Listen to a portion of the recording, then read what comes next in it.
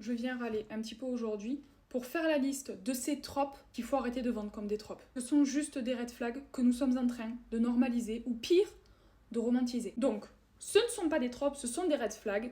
Le premier de la liste, le fameux enemies to lovers, qui cache en fait un gros bully to lovers. Généralement, ça arrive quand on essaye de placer un enemies to lovers dans une tranche de vie. Les raisons ne sont pas suffisantes pour créer un véritable ennemi. Généralement, la seule raison qui émerge pour faire en sorte que deux personnages se détestent du plus profond de leur âme, c'est que le mec, en grande majorité, a harcelé la fille qui va tomber amoureuse de lui. Sinon, généralement, le schéma qu'on retrouve, c'est le mec qui harcèle, mais finalement, il va tomber amoureux. Donc il va peut-être essayer de se racheter pour faire en sorte qu'elle tombe amoureuse de lui aussi. Bingo!